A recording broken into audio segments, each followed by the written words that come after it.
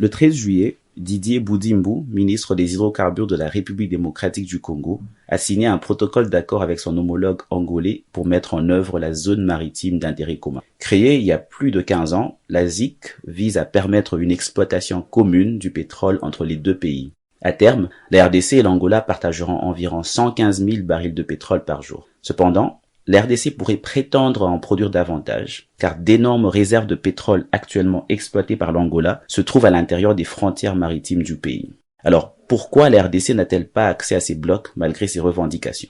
Bonjour et bienvenue dans ce 28e épisode de la saison 3 de Ponajek, capsule audio du groupe d'études sur le Congo, et de Ebouteli, son partenaire de recherche en RDC, qui tente chaque semaine d'éclairer un sujet d'actualité en RDC. Je suis Jacques Moukena, chercheur principal en gouvernance à Ebouteli. Nous sommes le vendredi 21 juillet 2023. Depuis plus de 15 ans, la RDC tente de revendiquer la moitié des gisements de pétrole en cours d'exploitation par l'Angola. Ces blocs pétroliers, qui représentent le tiers de la production pétrolière de l'Angola, sont situés à l'intérieur des frontières maritimes de la RDC. En effet, les eaux territoriales actuelles de la RDC ne s'étendent que sur une zone de 22 km. Cependant, selon l'article 76 de la Convention des Nations Unies sur le droit de la mer, la RDC a le droit d'étendre ses eaux maritimes jusqu'à 370 km, ce qui engloberait les globes pétroliers les plus productifs de l'Angola.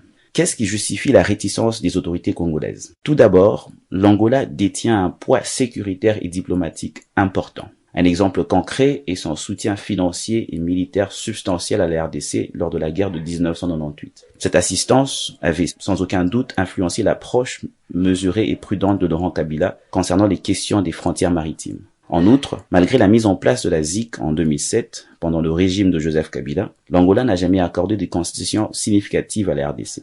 À l'époque, les tensions persistantes autour des limites maritimes entre les deux pays avaient même fait détériorer leurs relations diplomatiques, allant jusqu'à des expulsions des ressortissants des deux pays. C'est dans ce contexte que le président Félix Tshisekedi s'est trouvé dès son accession au pouvoir.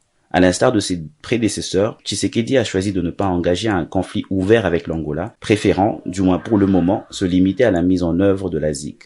Cette approche a été maintenue malgré les conclusions du rapport de la Banque mondiale qui évalue les pertes financières de la RDC à près de 80 milliards de dollars entre 2009 et 2021. Ceci s'explique entre autres par le fait que l'Angola occupe toujours une position stratégique importante en matière de sécurité pour la RDC. Aujourd'hui par exemple, l'Angola joue un rôle de médiateur entre la RDC et le Rwanda dans le conflit lié à la rébellion du M23. De plus, d'un point de vue économique, les deux pays sont interdépendants. Récemment, la signature d'un accord entre eux pour développer un nouveau corridor ferroviaire reliant la ville de Kolwezi et le port de Lobito en Angola offre à l'industrie minière du Lualaba un accès rapide et moins coûteux pour évacuer ces minerais que celui vers l'Afrique australe. La mise en œuvre de ce projet requiert une entente cordiale avec Luanda pour que soient menés à bien ces projets mutuellement bénéfiques. Toutefois, même dans l'hypothèse où la RDC obtiendrait gain de cause devant les cours de justice internationale, elle ferait face à des difficultés logistiques et techniques pour exploiter son pétrole. Contrairement à ses deux voisins, l'Angola et le Congo-Brazzaville, la RDC n'est pas un grand pays pétrolier. À ce jour, seule l'entreprise junior anglo-française Perenco produit environ 25 000 barils de pétrole par jour sur la côte ouest. En revanche, l'Angola, qui produit plus d'1 million de barils par jour, abrite plusieurs grandes entreprises pétrolières, telles que BP,